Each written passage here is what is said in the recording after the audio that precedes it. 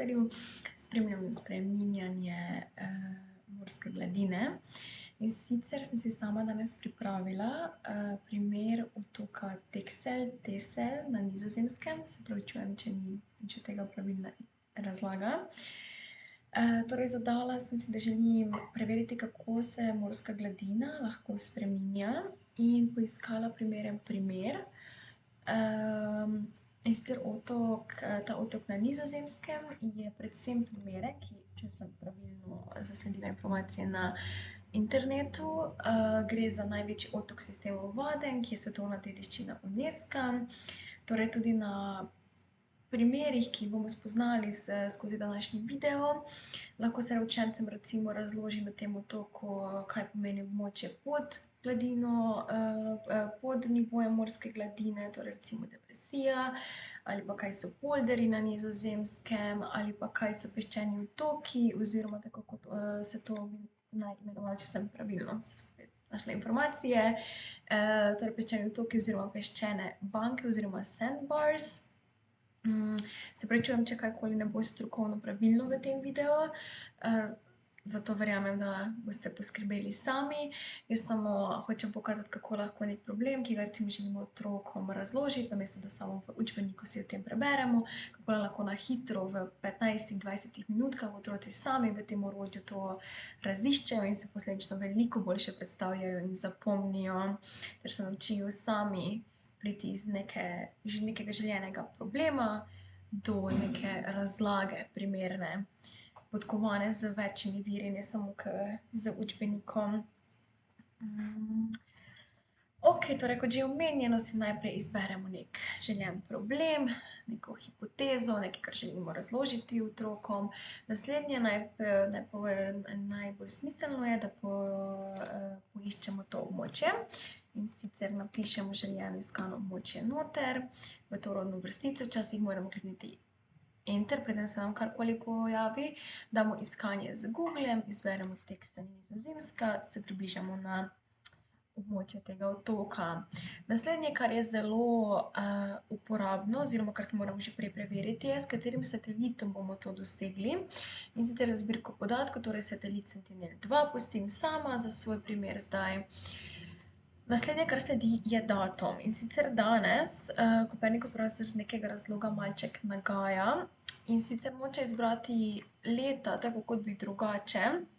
Sem pa ugotovila prej, ko sem se pripravljala, ker sem si naprej pogledala točno, kateri datumi so najbolj primerni, da ne bomo tukaj čakali in izbirali primernih datumov. Sami morate, ko si boste primere pripravljali, to malo sami pogledati, torej oblačnost nastavite na 30%, ampak kljub temu se lahko zgodi, da včasih ravno tisto območje, ki ga želite, prekriva oblak, ali pa se ne naloži celo želeno območje, torej z datumi je potrebno včasih malo eksperimentirati. In ker danes ne dela to, tako kot bi moglo, sem ugotovila, da če kliknem prikaži najnovejši datum, da ko se mi to naloži, za to območje, lahko jaz vseeno izberem potem željen datum, in sicer november 2017, 7. november, je eden od posnetkov, za katere vem, da se čudovito naložijo za to območje. Ko izberemo datum, satelit in območje, se naslednje vprašamo, torej, kateri sloj je najprimernejši za naš željen problem. In sicer sama, ko sem pripravljala problem in ko sem raziskovala in se spraševala, kako bi lahko to prikazala, sem ugotovila, da je sloj NDVI. Torej, sami lahko tudi pač si naložite in vse sloje pregledate, preberete ali pa pogooglate iz kakega drugega vira. Sem ugotovila, da je sloj NDVI, dvojni V, najprimernejši. Sicer gre za normaliziran diferencialni vodni indeks. In kot lepo piše, je primeren za kartiranje vodnih teles, dejansko najprimernejši. Vrednosti vodnih teles so večje od 0,5, vegetacija ima manjše vrednosti, pozidani elementi pa med 0 in 0,2, kar potrjuje tudi ta lestvica na levi strani, ker vidimo, da so vodne površine prikazane z višjimi indeksi, obarvane modro, precej intuitivno, vegetacija na nižji in pozidano območje okoli 0. Torej, ta satelitski indeks najprimernejši za našo analizo, ki jo želimo danes izvesti, ko želimo spremljati, kje so vodne površine in kje niso vodne površine, oziroma kako se je gladina morja oziroma morje spreminjalo. Torej, lahko že prvi posnetek, ki ga imamo za primerjavo, dodamo v to samo primerjavo. To storimo tako kot vsakeč do zdaj, s tem plusom dodaj v primerjavo in dodaj med oznake. Nič nas ne stane, da naredimo oboje, ker iz oznak lahko, kot smo že zadnjič spoznali, lahko vedno naredimo tudi časovno animacijo oziroma timelapse, ki ga danes sicer ne bomo prikazovali oziroma delali, ker verjamem, da ga do zdaj že obvladate. Bi nam to, se opravičujem, sem morala posebej sekundico prekiniti, mi je malo zmanjkalo glasu. Torej, razlagala sem, da časovne animacije danes ne bomo ustvarjali, ker smo že tolikokrat zdaj, da verjamem, da jo obvladate. Jo pa predlagam, da si jo vedno naredite, ker vas nič ne stane, traja par minut, ki je pa odličen element, ki ga lahko dodate na marsikatero predstavitev in je res potem tisti dodan element temu, kar razlagate. Ko imamo en datum, bomo izbrali še drugi datum, in sicer drugi datum, ki sem ga našla, ki je primeren, je z leta 2024. Torej, kot vedno, kliknem na to na leto, izberem 2024, izberem primerni mesec, ki je bil tokrat september, in kliknemo, kot smo že do zdaj večkrat poudarili, zato recimo v teh vsakih naslednjem primeru bom manj teh osnovnih stvari poudarjala, ker predvidevam, da ste si pogledali in prvi, drugi video, kako se sploh samo orodje uporablja, in potem še kakšen primer pred tem mogoče. Na modro barvan kvadratek lahko vedno kliknemo, torej 21.9. Ponovno se pomaknemo do željenega indeksa, kliknemo dodaj v primerjavo in dodaj med oznake. Ko to naredimo, se nam mora tukaj pojaviti, oziroma bi se nam pojavila dvojka, kar pomeni, da imamo dva sloja v primerjavi, ki smo dodali, in dva nova sloja med oznakami. V primerjavi lahko vedno na hitro, torej s tem drsnikom, ki ga premikamo iz leve proti desni, in s tem tudi ta zgornji posnetek premikamo iz leve proti desni in razkrivamo spodnji posnetek. Torej, ko imamo ta drsnik, ki ga premikamo tako, da se pomaknemo na njega, kliknemo levi del miške in premikamo. Razkrijemo ta spodnji starejši posnetek iz 2017, čez 5 pomaknemo čisto nazaj, zdaj, kar gledamo, je pa posnetek iz 2024. Že tukaj na hitro opazimo, da se ti peščeni otoki iz 2017 na 2024 precej zmanjšajo. Otroci lahko tukaj potem seveda odkrivate razloge, zakaj je to, da je odvisno od plime, oseke, neviht, letnih časov in tako dalje. Seveda imate lahko tukaj v primerjavi več kot samo dva posnetka. Lahko, če želite prikazati, da je to bilo, tako kot sem rekla, po kakšni, ne vem, nevihti ali kaj podobnega, poiščete datum, kdaj je bila ta nevihta, poiščete en posnetek tik pred njo, en posnetek tik za njo in gledate posledice, ki jih je pustila, oziroma posledice stvari, ki se zgodijo v naravi po nevihti, predvsem na teh, recimo, peščenih otokih. Lahko jih tudi zmerite, in sicer recimo, če zmerimo najprej tega večjega, tega spodnjega 2017, to lahko storite z orodjem Measure, Click to Start. Določeno orodje se prevede v slovenščino, ko izberemo tukaj slovenski jezik, določena se ne, ta recimo Measure oziroma meritev se ne prevede. Merimo tako, da izberemo prvo točko, kliknemo, izberemo drugo točko, kliknemo in tako naprej in se pomikamo po otoku. Predlagam, da ko imate kakšne take recimo manj manj izrazite oblike, da se približate v območje, da boste lažje izbirali, kaj poklikati in boste bolj natančni. Sama zdaj seveda ne bom tako natančna, kot bi bila drugače, če bi v resnici to merila, da ne bom zavzela preveč časa v tem videu samo zaradi meritev.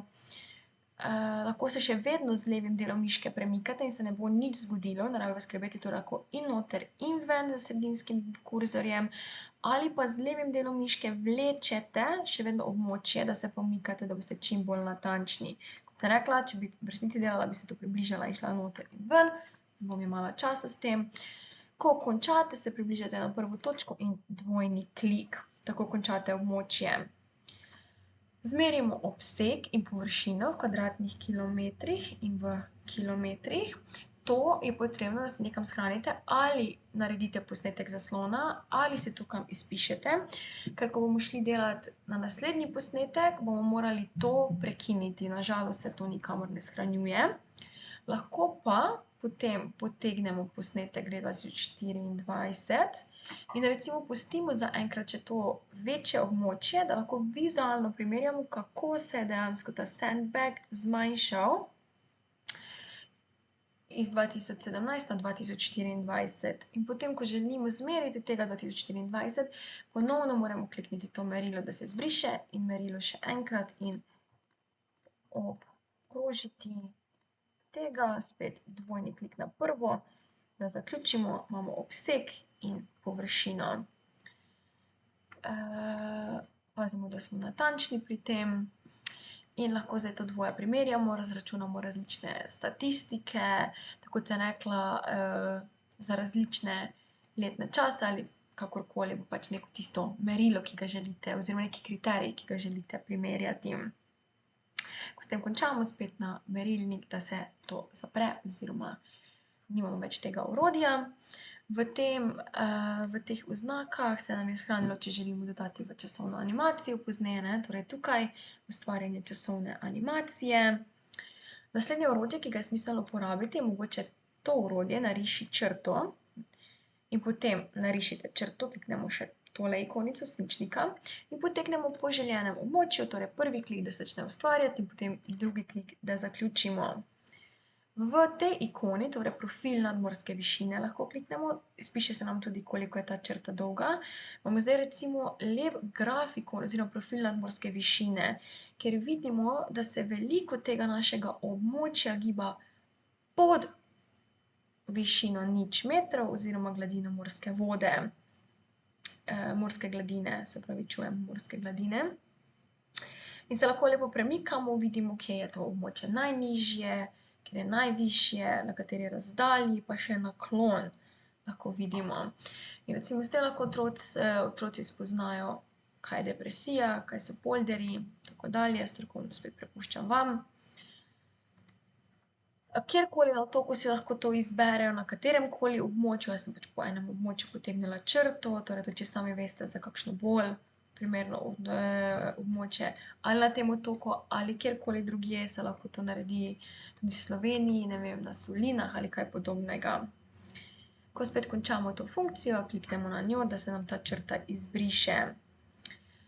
Potem naslednja uporabna funkcija, mogoče na tem primeru, ki sem se sama spomnila, je ta zadnja, in sicer histogram, ki nam pa za približano območje pokaže, katere vrednosti tega sloja so najpogostejše. Torej vrednost, frequency, pogostost in se lahko po njem gibamo in vidimo, da je najpogostejša vrednost približno, ne vem, 0,4, 0,65, 0,64, nekaj takega, kar so vodne površine glede na barvno lestvico, ki smo jo prej spoznali, kar nas ne preseneča, ker smo približali večinoma na vodne površine.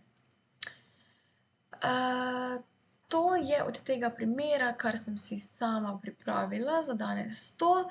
Kot sem rekla, se da marsikaj delati, to so samo izmed 3 orodja, poleg časovne animacije, 4. orodja, ki bi bilo ga smiselno uporabiti.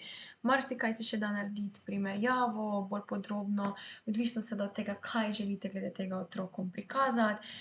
Ta NDVI sloj z dvojnim V-jem, seveda, vodni sloj se da uporabljati za marsikaj drugega, še za kakšne druge vodne površine, ne nujno samo morje, lahko tudi za jezera. Reke, potoke seveda morajo biti dovolj veliki, da se na satelitskih posnetkih lahko opazi in dajo analizirati. To je z moje strani za danes vse. Hvala za vašo pozornost in se vidimo pri naslednjem primeru.